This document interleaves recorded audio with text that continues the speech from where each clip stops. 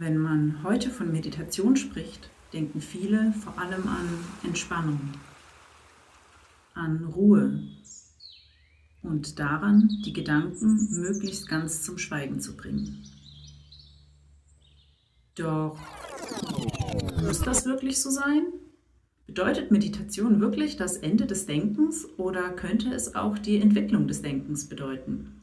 Schauen wir uns dazu zunächst einmal genauer an, was bedeutet Meditation eigentlich?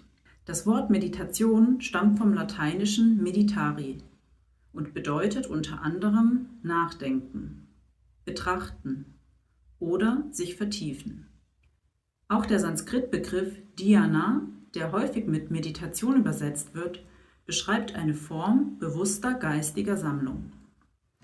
Meditation ist also zunächst einmal kein einheitliches Verfahren, sondern ein Sammelbegriff für sehr unterschiedliche Übungswege, die sich über viele Jahrtausenden in den verschiedenen Kulturen entwickelt haben. Allen gemein ist jedoch das bewusste Lenken der Aufmerksamkeit, was wir grundsätzlich erstmal als Konzentration bezeichnen können. Im Yoga finden wir eine sehr differenzierte Ausarbeitung des Begriffes Meditation und eine grundlegende Unterscheidung, die dabei getroffen wird, ist die zwischen Saguna und Nirguna Meditation. Nirguna richtet sich an das Gegenstandslose, an das Formlose, also auf eine Wirklichkeit jenseits konkreter Vorstellungen und Bilder. Saguna hingegen arbeitet bewusst mit einem Inhalt, mit einem Objekt, man könnte sagen mit einem Meditationsgegenstand. Das kann beispielsweise eine Gottesfigur wie der tanzende Shiva sein, ein Symbol, ein inneres Bild oder auch ein Mantra. Im Yoga ist die Unterscheidung zwischen Saguna und Nirguna zwar bekannt, in der Praxis entstehen jedoch auch Mischformen, die teilweise auch eher kritisch eingestuft werden. Da es in diesem Video aber um die Frage nach dem Denken in der Meditation geht, werden wir uns auf die Saguna-Meditation fokussieren, also die Meditation mit einem Inhalt. Wie wird diese gegenständliche Meditation nun konkret verstanden? Werfen wir dazu einen kurzen Blick auf einige Lehrer und Traditionen, die Meditation nicht als Gedankenlosigkeit, sondern als bewusste Ausrichtung des Denkens verstehen. Im Raja Yoga beschreibt Swami Vivekananda zunächst Dharana, die bewusste Konzentration auf einen Gegenstand. Aus dieser Konzentration entwickelt sich Dhyana, die eigentliche Meditation. Gedankliche Konzentration kann somit als Voraussetzung für Meditation verstanden werden. Der Inhalt dient dabei nicht als Ablenkung, sondern als Mittelpunkt, an dem sich das Denken schult, vertieft und ausrichtet. Der Meditierende versucht also nicht, überhaupt nichts mehr zu denken, er lernt vielmehr, nicht jedem automatisch aufsteigenden Gedanken zu folgen, sondern die Aufmerksamkeit bewusst auf einen Inhalt zu lenken. Auch bei Swami Shivananda finden wir diesen Gedanken der bewussten Ausrichtung des Denkens. Er schreibt zur Meditation: Ringe oder kämpfe nicht mit deinem Verstand. Entspanne dich. Erlaube den göttlichen Gedanken sanft in dir zu fließen. Alle weltlichen Gedanken sind ausgeschlossen.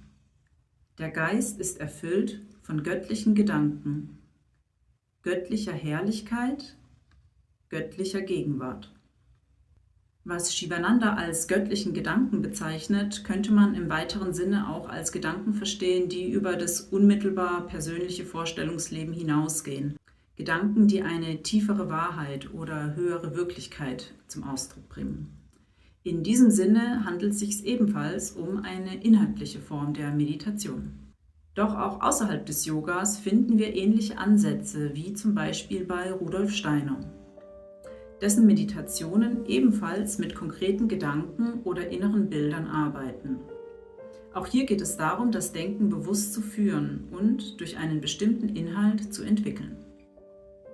Durch die längere Beschäftigung damit entstehen mit der Zeit schließlich auch tiefere Erkenntnisse zu den Inhalten. Rudolf Steiner beschreibt wesentliche Aspekte der Meditation wie folgt. Diese Meditation ist das Mittel zu übersinnlicher Erkenntnis. Klar, scharf, bestimmt sollen sich seine Gedanken gestalten.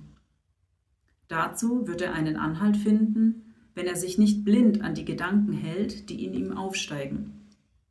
Er soll sich vielmehr mit den hohen Gedanken durchdringen, welche Vorgeschrittene, schon vom Geist erfasste Menschen in solchen Augenblicken gedacht haben. Da ergeben sich ihm die Stoffe zu seiner Meditation. Auch hier sehen wir, Meditation bedeutet, das Denken klarer, bewusster und auch gezielter auszurichten. Der Meditierende wendet sich dafür an einen bestimmten Inhalt, der ihn über seine gewöhnlichen persönlichen Gedanken hinausführt. Obwohl diese Lehrer aus unterschiedlichen Traditionen stammen, verbindet sie doch ein gemeinsamer Gedanke.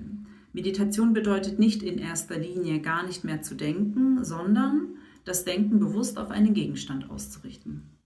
Damit stellt sich eine weitere Frage. Muss der Gegenstand der Meditation eigentlich immer was Religiöses oder Spirituelles sein? Nein, nicht unbedingt. Auch ein Objekt aus der Natur oder aus dem Alltag, wie zum Beispiel ein Tier oder ein Kunstwerk, können Gegenstand der Meditation werden. Genau an dieser Stelle setzt Heinz Grill mit seinem Verständnis der inhaltlichen Meditation an. Für ihn kann beispielsweise eine Pflanze oder auch ein Bauwerk wie eine Brücke, die wir im letzten Video betrachtet haben, zum Gegenstand einer Meditation werden. Entscheidend ist dabei nicht das äußere Objekt allein, sondern die gedankliche Beziehung, die der Mensch zu ihm entwickelt. In seinen wöchentlichen Meditationsinhalten beschreibt Heinz Grill beispielsweise eine Betrachtung des Lavendels. Der Ausgangspunkt kann dabei eine Frage sein wie: Wie erscheint das Wesen des Lavendels mit seiner ätherisch-feinfühligen Wirkung? Also die Frage danach, welche inneren Qualitäten oder Gesetzmäßigkeiten in dieser Pflanze wahrgenommen werden können. Hier verbinden sich beide Ebenen miteinander. Der Lavendel ist das äußerlich wahrnehmbare Objekt, während die Frage dem Denken eine bestimmte Richtung gibt. Der Meditierende betrachtet also nicht nur den Gegenstand, sondern wird durch die Frage forschend tätig. Auch ein von Heinz Grill ausgearbeiteter Meditationsinhalt kann selbst zum Gegenstand der Meditation werden. Der Lavendel stärkt die Sinnesphäre. Er hebt den Atem zu seinen ursprünglichen, leichten, berührenden und kosmischen Strömen. Dabei wird dieser konkrete Gedanke zum Ausgangspunkt der Betrachtung.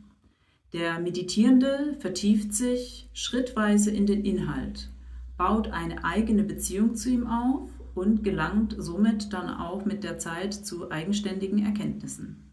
Heinz Grill beschreibt den Kern einer solchen Meditation wie folgt.